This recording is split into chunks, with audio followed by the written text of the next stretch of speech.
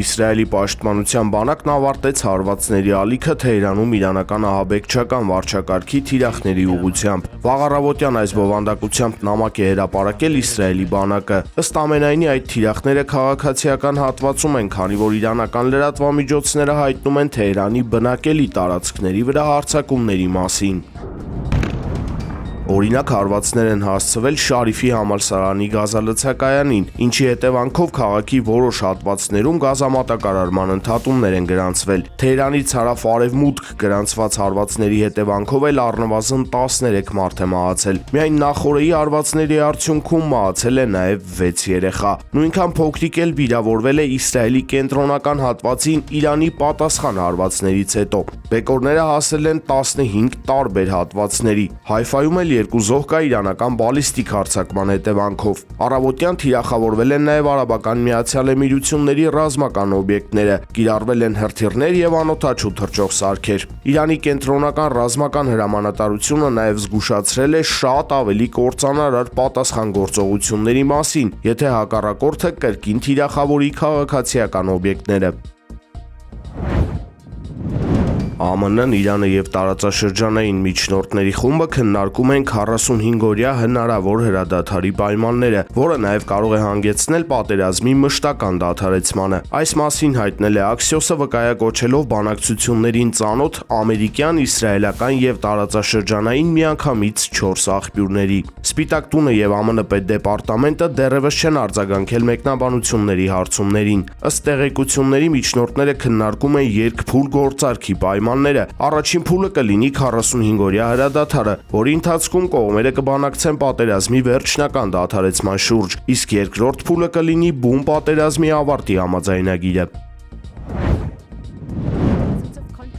Դոնալդ Թրամփը ըստ ամենայնի 24 ժամով երկարաձգել է Իրանի համար սահմանված վերջնաժամկետը Հորմուզի նեղուցը վերաբացելու շուրջ համաձայնության գալու համար։ Հակառակ պարագայում Թրամփը սպառնացել է, որ երկիրը կբախվի ենթակառուցվածքների վրա կործանարար հարձակումների։ Երեքշաբթի արևելյան ժամանակով 20-ին գրել է նա իր Truth Social հարթակում։ Սա նշանակում է, որ պայմանագիրը կնքելու համար Իսլամական Հանրապետությունը մինչև վաղն առավոտ ժամանակ ունի։ Իրանի ռազմածովային հրամանատարությունը արդեն արձագանքել է Թրամփի սպառնալիքներին, հիշեցնելով, որ Հորմուզի նեղուցը երբեք չի վերադառնա իր նախապատերազմյան վիճակին։ Նեղուցը մշտապես փոխված կլինի հատկապես Ամերիկայի եւ Իսրայելի համար, ասվում է պատասխանում։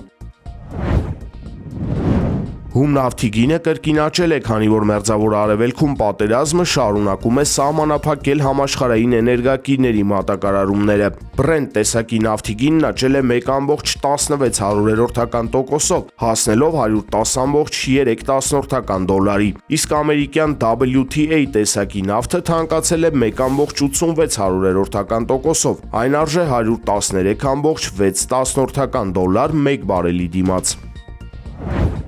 Դոնալդ Թրամփը հայտարարել է երեքշաբթի օրվանից Իրանի էլեկտրակայաններն ու կամուրջները ռմբակոծելու մտադրության մասին։ Սպիտակ տան այս սպառնալիքը պայմանավորված է Հորմուզի նեղուցը բացելու վերջնագրով, որի 10-օրյա ժամկետը լրանում է երկուշաբթի։ Պակիստանի, Եգիպտոսի եւ Թուրքիայի միջնորդությամբ ընթացող անուղղակի բանակցությունները մինչ այժմ որևէ լուրջ առաջընթաց չեն արձանագրել։ Թրամփն իր սոցիալական հարթակում ծայրահեղ կոշտ ու սկանդալային ձևակերպումներով վերահաստատել է հարվածներ հասցնելու պատրաստակամությունը։ Իրանի իշխանություններն արդեն մեղադրել են Վաշինգտոնին ռազմական հանցագործություններ ծրագրելու համար։ Թեհրանը սպառնում է պատասխան հարձակումներ իրականացնել Իսրայելի եւ Պարսից ծոցի արաբական երկրների ենթակառուցվածքներին։ Իրավիճակի նման սրումը կասկածի տակ է դնում հակամարտության դիվանագիտական կարգավորման որևէ հեռանկար։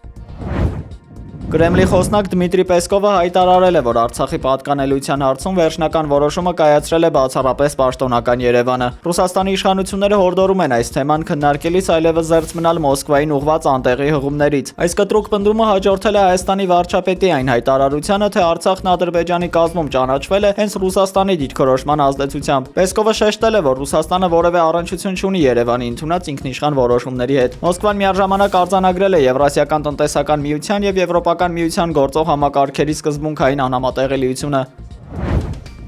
Բրիտանացի լրագրող Բուշրա Շեյխը սենսացիոն տեղեկություններ էր հրապարակել Իրանում ամերիկյան ուժերի գաղտնի որոնողափրկարարական գործողության ձախողման վերաբերյալ։ Հղում անելով սեփական աղբյուրներին եւ Fox News-ին նա պնդել է, որ իրանական զինուժը խոցել է ԱՄՆ ռազմաօդային ուժերի մի քանի ինքնաթիռ։ Բախման հետևանքով բազմաթիվ ամերիկացի զինծառայողներ ստացել են ծանր վիրավորումներ։ Տարհանված սպաներից մեկի վիճակը մնում է ծայրահեղ ծանր եւ նրա փրկվելու հավանականությունը չափազանց փոքր է։ Լրագրողը կասկածի տակ է դնում Վաշինգտոնի պաշտոնական վարկածը, մեղադրելով Սպիտակ տանը իրականությունը դիտավորյալ խեղաթյուրելու համար։ Նա ամերիկյան իշխանությունների պարզաբանումները որակել է որպես հանդրությանը մատուցվող հերթական հեքիաթային անհետեցություն։ Ըստ լրագրողի նման գործելավոճի նպատակն է թաքցնել ռազմական կորուստները եւ մոլորեցնել միջազգային հանրությանը։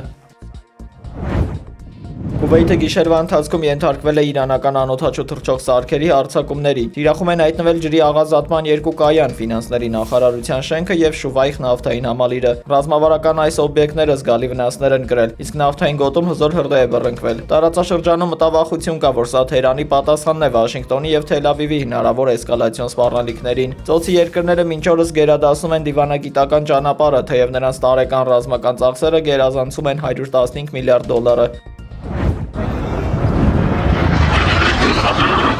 Իսրայելի օդուժը կրկին թիրախավորել է Լիբանանի մայրաքաղաք Բեյրութը։ Հարձակման հետևանքով արդեն հաղորդվել են առաջին տվյալները զոհերի եւ վիրավորների մասին։ Իսրայելական կործանիչները վերջին ժամերին ցածր բարձրության վրա անդադար պտտվել են քաղաքի երկնքում։ Միևնույն ժամանակ մեկ այլ օդային հարված է հասցվել Լիբանանի հարավում գտնվող բնակավայրին։ Լիբանանի բանակը պաշտոնապես հաստատել է այդ հարձակման ժամանակ 19-ամյա զինծառայողի մահը։